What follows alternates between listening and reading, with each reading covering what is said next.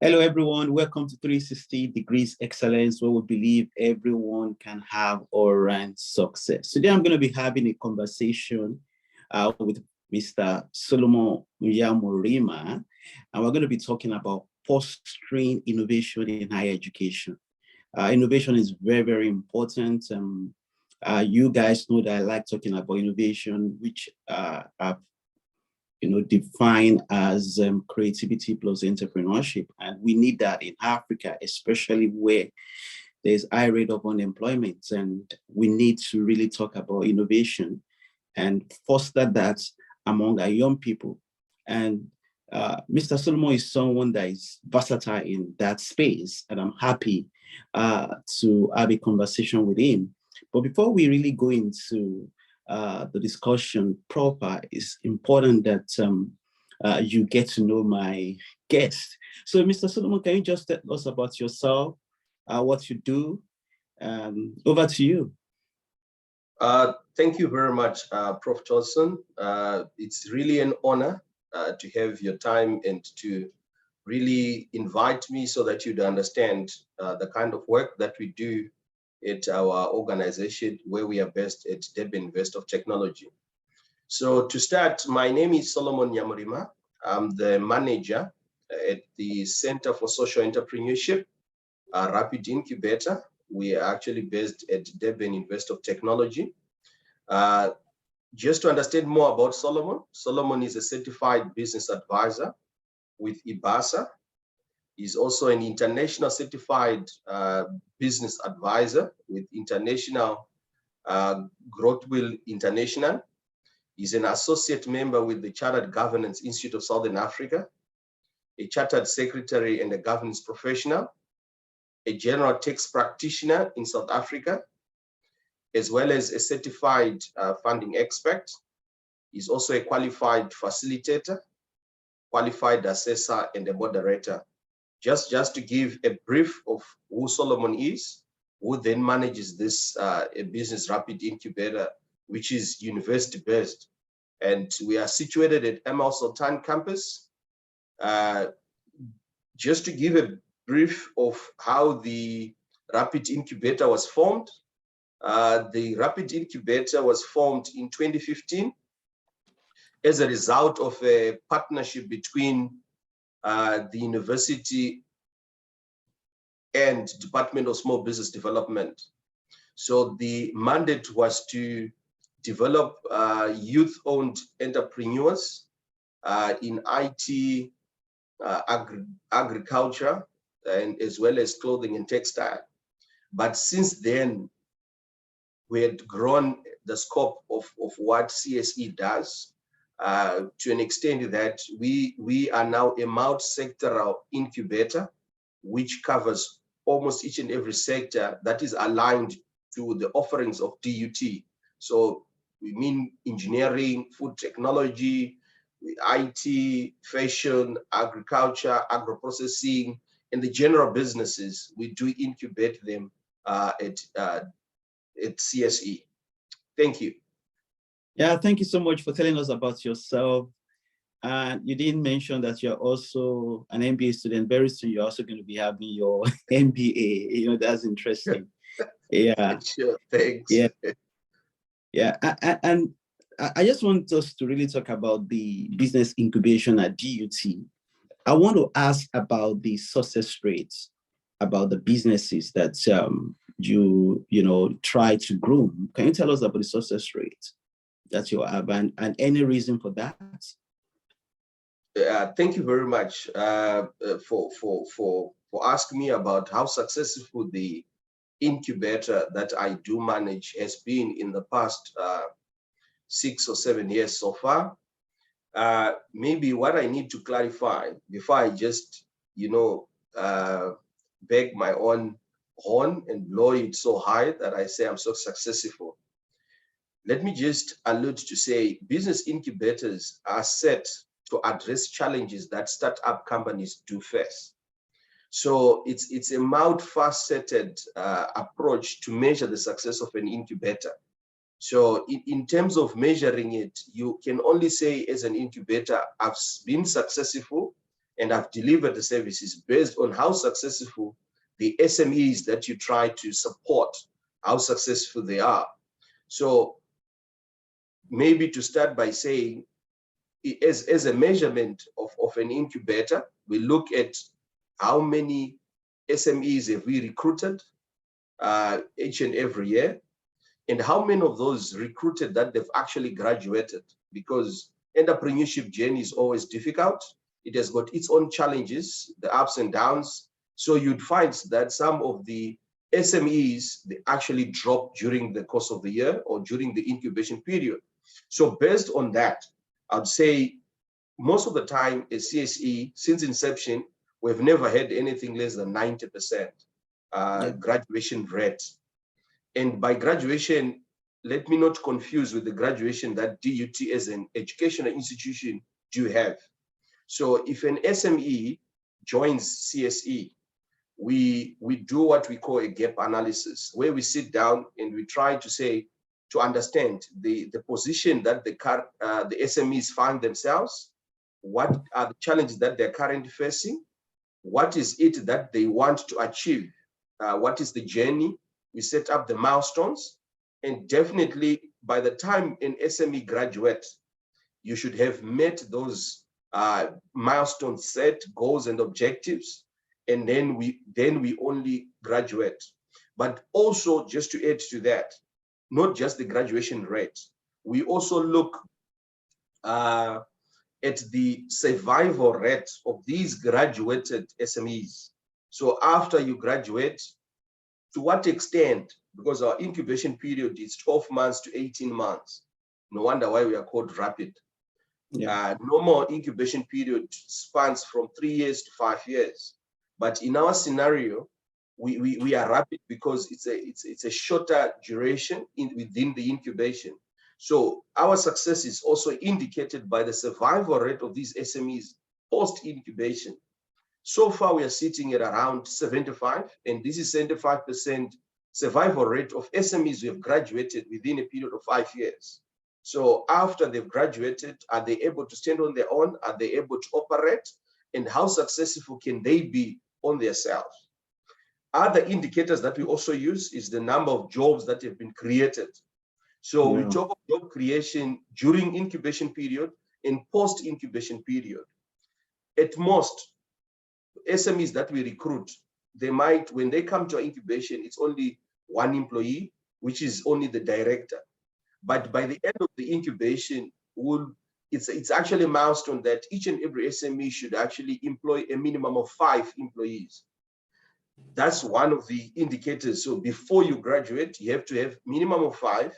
And then post-incubation, instead of you dropping the number of employees, you have to employ more, because that shows growth in terms of your operations and what you're doing in your business. The last two that we also share, we also check in terms of measuring how successful and impactful we are, is the increase in turnover. So, which is also one of the milestones that we set with the SMEs.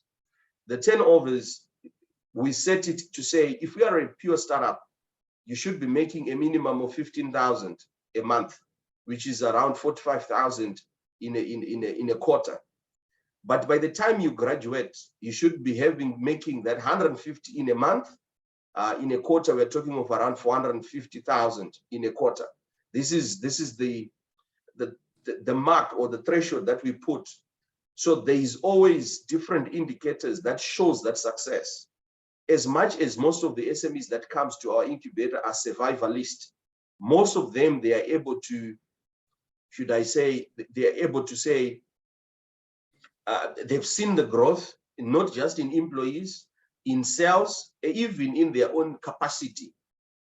Other stakeholders, they also measure our success by how much funds or investment in terms of capital have we as an incubator raised on behalf of the SMEs. So if we look at that metric, with most, I would say 80 to 85% of our SMEs are all fundable. And most of them attract funding whilst they are within the incubation, as well as well after. They are also able to say on their own, whilst they're operating, they can as well attract funding. So in a nutshell, I would say these are the different matrices that we actually measure ourselves. But in totality, we can say CSE has been successful. Combined all these indicators, we have seen ourselves more than 80% success rate, not just on SMEs, on students' SMEs, but also to the alumni as well as the community in general around Durban. Thank you. This is amazing. I'm sure this would not have been possible without the support of every stakeholder, maybe the BC, the council of the university, the government, the private sectors that are really supporting you guys. That's amazing. When I really look at other success rates of entrepreneurs all over the world, because I once read that for the first year, 1 in 10 entrepreneurs that start, they don't survive that first year. But when they try again, you see them having higher success rates. That's amazing. I just want to ask this question from your experience, you know, and also looking at weaknesses that you might have come across. What do you think we can do to better foster innovation among our youths, especially in Africa? You know, what can we do? I know, like in South Africa now, let me take, for example, at DUT, students have access to a lot of funding from your organization. But what do you think we can do to reciprocate what you've seen working? What do you think we can do to do the same thing in other places? And another thing I also like to ask, what do you think can be done more, you know, to make what you are experiencing at DUT better? Thank you. All right. Thank you very much, Prof, for asking the question. Let me start by answering the first question, which you say, what can we do, or how best can we foster innovation among the youth, especially in Africa? South Africa, you know, if I can say South Africa is in this scenario. Fostering entrepreneurship or innovation, especially to the youth, it's not a one-man's show. It's something that has to be comprehensive, coordinated effort among different stakeholders, government included, private sector, as well as civil organization. And if we go back even to our history ourselves, we might discover that we are not as entrepreneurs as other regions or other origins. So that coordinated approach will actually be in the position to spear us ahead. But what is it exactly that we need to do? There are different ways, and I'll just maybe highlight a couple of few. The very first one, during my tenure in this entrepreneurship space, which is almost plus or minus 18 years now, is firstly, we need to encourage or to cultivate the entrepreneurial thinking among the youth. It's something that we have managed to identify that it has been lacking in different folds. If you interview or you have just a mere chat with any of the youth, all they aspire when they grow up is to find a job. Yeah. And this is the reality. You go to a primary school, you go to secondary, you go to varsity, they aspire to go and look for a job, but they don't aspire to create one. And maybe it's something that is a default in our curriculum, where we are taught, we are trained to be the best employers that we can find in the world. So encouraging entrepreneurship, for me, it should be one of the key pointers and steps that we can actually do in order to foster this innovation and entrepreneurship. The second one is to say, how best then do we encourage entrepreneurship? Is to promote access to education and skills training at the very core foundation. Let's not talk of entrepreneurship when it comes to varsity, but let's be in the position to talk of entrepreneurship right from our house, our homes.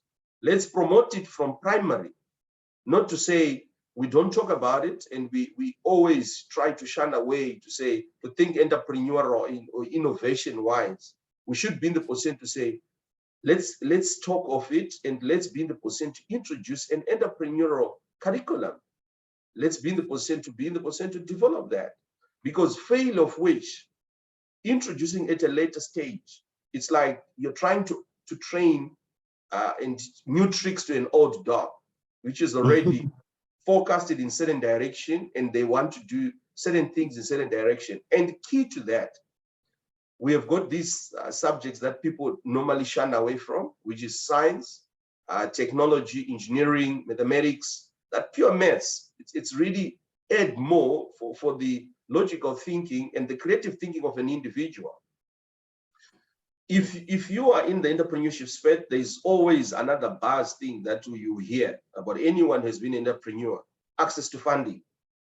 When I talk to access to funding, yes, in South African government in particular, they've tried their level best to make sure that they provide access to funding to entrepreneurs. And there's always a debate among different stakeholders in the entrepreneurship ecosystem. Others, they're saying there's too much funds, but we lack the fundable ideas. But again, as much as funds are there, but access to it, it's a challenge. So in order to promote entrepreneurship, if we are saying from a primary level, let's come up with innovative ideas in whatever form and shape, but let's also have the resources that are required, because funding will make it possible. But most of the time, you'd find people come with these innovative ideas, wherever they come from in the walk of life across Africa, but they lack the resources to bring into life that idea that they have. Definitely that becomes also another pillar. And you only those that are networked, only those that are fortunate enough to even know that it exists, are the ones that can actually come up and be in the position to stand out there. One of the things that we also say is the issue of policies. That one, I normally say it is the government which is supposed, the mandate of the government, to create an enabling environment to foster entrepreneurship.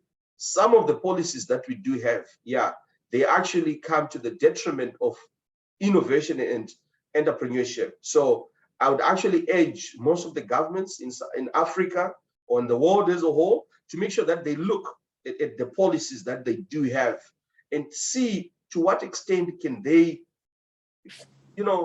amend, change, and include, upcoming innovators, because most of the policies that are there, they actually go against, especially startups. They support those that are well established, and those that wants to knock the door and enter, they're actually closed outside before they even enter, and they're discouraged in whatever form that it might be. And last but not least, this is one thing that we can say: if we want to go fast, go alone. But if you want to go far, let's go together. So collaboration and networking between the government, private entities, individuals, it's one of the mandates that I would say, let's take it to be one of the core human principles, so that we can actually see ourselves fostering this.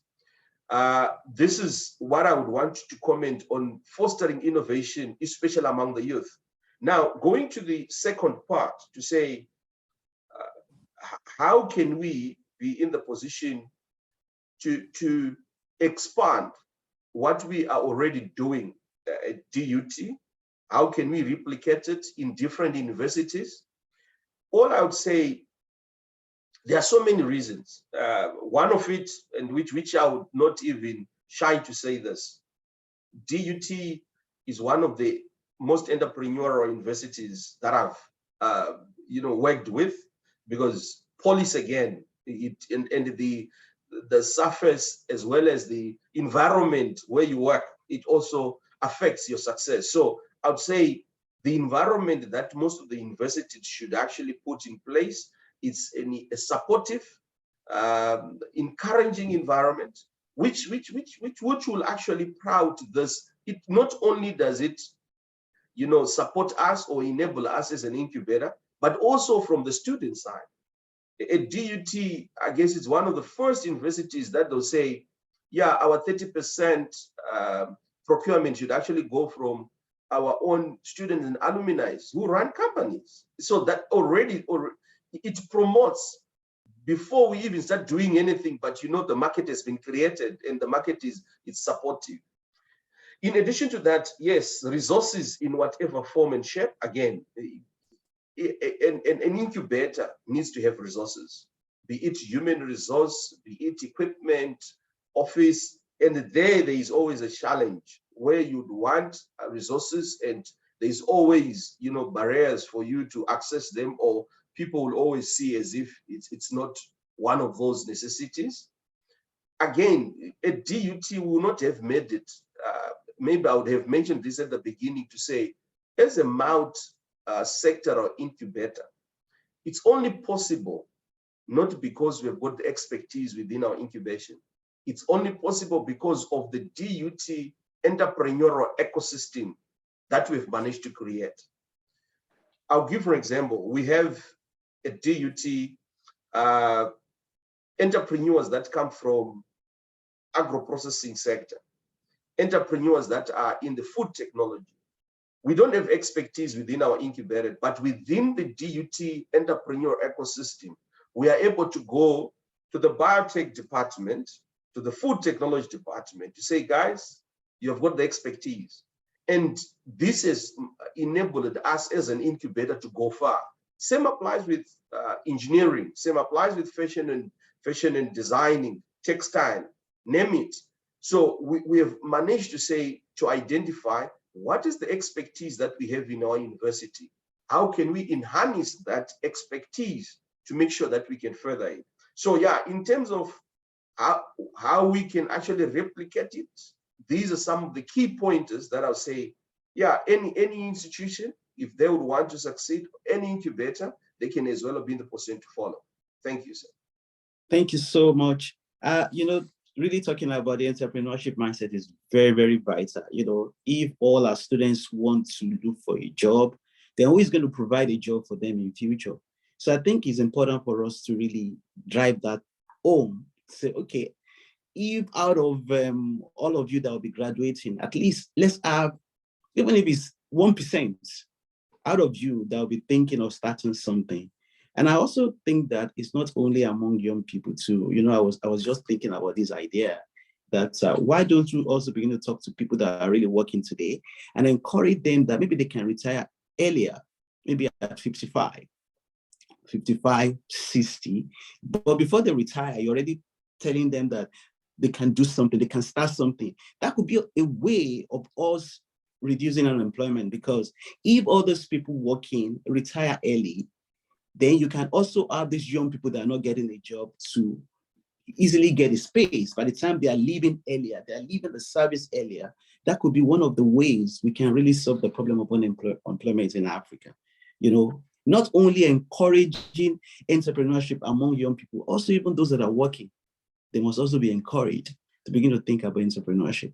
Yeah, I've really learned a lot from our discussion today, and I'm really excited about the work you are doing at the Incubation Center. I just want to ask the last questions. So what's your closing remark for us today? All right, thank you very much. If let me be a bit selfish in this one. I want to encourage everyone, every individual, every soul out there, rightly as you said, it's not only the youth, neither can we talk about a certain sector, but every individual can be an entrepreneur. But pursuing it and pursuing the entrepreneurial dream comes with challenges. And one has to be prepared to face those challenges and be in the position to start. Because the most difficult challenge that we face in the entrepreneurial system is to start. Please be in the position to start. And as much as growing is going to be very difficult, but persistence, hard work, and willingness to learn from the failures will actually take you far. Don't take failures as a setback, but take failure as a motivation. It's just how many times have you failed, and you are able to stand up, dust yourself, and go forward. Definitely success is guaranteed in the entrepreneurship space. And again, keep on learning. One of the things that I would say, don't ever come to entrepreneurship space and say, I'm done, I've got this qualification and I'm sorted. You know, the world is ever changing. Technology is, evolving at a very rapid pace, and you find yourself irrelevant if you don't keep on the pulse of acquiring information, acquiring education in any form, formal or informal, be in the position to acquire that. Yeah, and finally, I want to emphasize entrepreneurship and innovation does have the power to create positive change and drive economic growth and social progress, which is one of our pillars at CSE, to say, how do we address our social ills through entrepreneurship? So let's be in the position to pursue innovative ideas. An idea is innovative, provided you try it or you test it. But as long as you still hold it and you're still afraid that somebody's going to steal it, it's as good as dead, because you can also go to your deathbed with your idea, and it will be one of the useless and one of the most paining things that you can even reflect, even if you're lying on a deathbed. But thank you very much for the opportunity that you've just given me at your platform to share my experiences, my insights. And I wish each and every one of the people that are going to be listening to this clip so that they can become entrepreneurial, successful, sustainable, and ethically responsible. I thank you. Thank you so much. Keep on learning. I mean, that is very, very important. I mean, there's a lot of things we can learn these days. Yesterday, I was reading about GPT-4, the newer version of the ChatGPT. And it's very, very amazing what you can do with it. Someone asked, what can I do with $100? Tell me what I can do. I can make a lot of money with $100. And ChatGPT, the AI, told what a person can do, that you can build a website, you can use the power of social media to sell things on the website that you build. These days, there's a lot you can learn.